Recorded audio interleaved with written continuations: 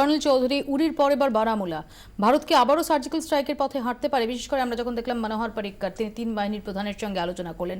স্বরাষ্ট্রমন্ত্রী তিনি অজিত দোভালের সঙ্গে বৈঠক করলেন। একটা সার্জারি পর একটা সার্জারি করলে মানুষ তো বাঁচা খুব মুশকিল। 6 দিনে 7 দিনের মধ্যে 5টা surgery, surgical strike is a very specialised operation. এটা একটা হয়ে গেছে, এখন মানে we should not expect one more surgical strike. Going to পাক অধিকৃত কাশ্মীরে গিয়ে একটা স্ট্রাইক করলো, আবার দুদিন বাদে, মানে আমরা তো জানি যে লঞ্চ প্যাড অনেকগুলো আছে, সন্ত্রাস যে ক্যাম্পগুলো শিবিরগুলো সেগুলো অনেক জায়গা আছে। এখন ওদের আমরা একটা সিগন্যাল পাঠিয়েছি যে এই 7-8টা তোমাদের শিবির নষ্ট করে দিলাম, 6-7খানা তোমাদের লঞ্চ প্যাড নষ্ট করে দিলাম, বি কেয়ারফুল। কিন্তু ওরা তো একটা টেরর স্টেট, অ্যান্ড ওদের এই যে ঘটনাগুলো কালকে আর আজকে নিয়ে আমরা দেখলাম কি সেটা ওরা ওই শেকলের মধ্যে আসছে না, মরিয়া হয়ে উঠেছে যে ওদের অস্তিত্ব যে এখন বিপন্ন সেটার থেকে বেরিয়ে আসার জন্যে। তাই রাহিল শরীফ আর ওদের যাদের কিছু মোল্লা পার্টি আছে, যে সাইদ সালাউদ্দিন, এরা কিছু না কিছু ফোন দিয়ে আসছে। আমাদের খুব সতর্ক থাকতে হবে এই সময়, যেহেতু আমাদের ফেস্টিভ সিজন শুরু হয়ে যাচ্ছে।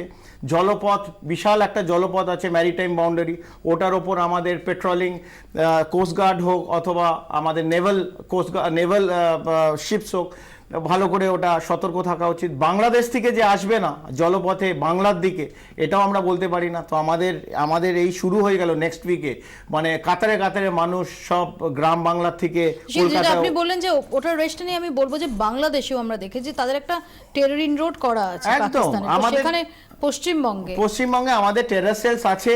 আমাদের ঘটনা দেখেছি, খাগড়াগড় দেখেছি, কালিয়াচক দেখেছি। সিমিলারলি আমরা বাংলাদেশের ঢাকায়ও জানি কি হয়েছে, ময়মনসিংহে কি হয়েছে, বিভিন্ন জায়গায় স্লিপার সেলস আছে, শুধু বাংলা বলে না, এখন ভারতবর্ষ সব জায়গায়। তো আমি আবার এটা রিপিট করতে চাই যে আমাদের 125 কোটি লোক, 2টো করে ক্যামেরা।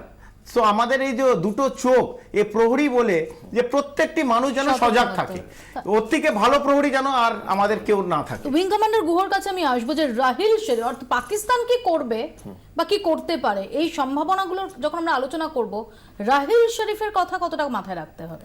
না, উনি পাকিস্তানে একজন ইম্পর্টেন্ট ইগোম্যানিয়াক, যেটা আমি যতটা ওনার পার্সোনালিটি সম্বন্ধে জানি, এবং উনি নিজেকে গিভ আপ করবেন না। নভেম্বর মাসে ওনার এক্সটেনশন পাওয়ার কথা আর রিটায়ার করার কথা। তো তার আগে ওনাকে ফন্দি কেটে কিছু না কিছু করে দেখাতে হবে জনসমক্ষে। কারণটা হলো গিয়ে কি, উইন্টার যখন সেট ইন করে যাবে, পোস্ট অক্টোবর সব কিছু বন্ধ হয়ে যাবে ইন দ্য নর্দার্ন সেক্টর, আর তাতে ওনার করণীয় কিছু থাকবে না। এখন উনি যত আমাদের সাপ্লাই লাইন আছে, চেইন ওয়ার্ক আছে, যখন আমরা মানে স্টক পাইলিং করছি আমাদের রসদ, এই সময়টাতে আমাদের সাপ্লাই চেইনগুলোকে অ্যাটাক করাটাই ইজিয়ার, এবং সেটাইও করতে চাইবে সামথিং স্পেকটাকুলার। আর এটা করতে চাইবে spectacular to make his presence felt. তো নভেম্বরের আসার আগে Raheel Sharif will do something even more spectacular, সেটাই হচ্ছে কি আমার একটা আশঙ্কা। আমি এখানেই কর্নেল চৌধুরীর কাছে আসবো যে যেহেতু ডিপ্লোম্যাটিক্যালি পাকিস্তান নিজেদের পালে হাওয়াটা টানতে পারলো না এই সার্জিক্যাল স্ট্রাইকের পরেও, সেখানে দাঁড়িয়ে এই ধরনের আক্রমণ, যেখানে নন স্টেট অ্যাক্টরদের সামনে এগিয়ে দিয়ে আক্রমণ, সেটার আশঙ্কা কি বেশি থাকছে? হ্যাঁ, আমরা মুশারফের একটা স্টেটমেন্ট দেখেছি, যেমন কূটনীতিকভাবে পাকিস্তান একঘরে হয়ে গেছে, সমস্ত ইউরোপিয়ান ইউনিয়ন স্যাংশন দেওয়ার ব্যবস্থা করেছে। আমেরিকা, রাশিয়া এই কিছুক্ষণ আগে স্টেটমেন্ট দিয়েছে, মানে যে সার্জিক্যাল স্ট্রাইক করেছে সেটা ভারতের পক্ষে।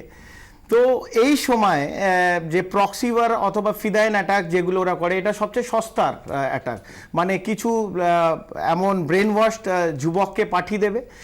ওদের আমরা বারবার অনেক কথাই শুনেছি ওয়েল ট্রেন, কেন ওয়েল ট্রেন না, ওদের যদি হাতে কিছু গ্রেনেড দিয়ে একটা জায়গায় পাঠিয়ে দেওয়া হয়, ওদের ব্রেন ওয়াশ করা হয়েছে, গিয়ে একটা জায়গায় দুম করে ধরুন 24 ঘন্টা স্টুডিওর মধ্যে 4টে গ্রেনেড ফেলে দিল। তো না, আমি বলছি ফরবিডের, মানে গড ফরবিড কিছু এরকম হবে না, আমি বলছি। তো this is not a well trend, মানে এটাকে ওয়েল ট্রেন বলা যায় না, এটাকে মানে মস্তিষ্কটা ওদের একবারে বিকৃত হয়ে গেছে একদম শেষ। অর্থাৎ পাকিস্তান যে এখনো সন্ত্রাসে মদত অব্যাহত রেখেছে, বারামুলা অ্যাটাক আরো একবার সেই ইঙ্গিত দিল। এই অবস্থায় দাঁড়িয়ে ভারতকে আবারও কঠোর বার্তা দেওয়ার পথে হাঁটবে।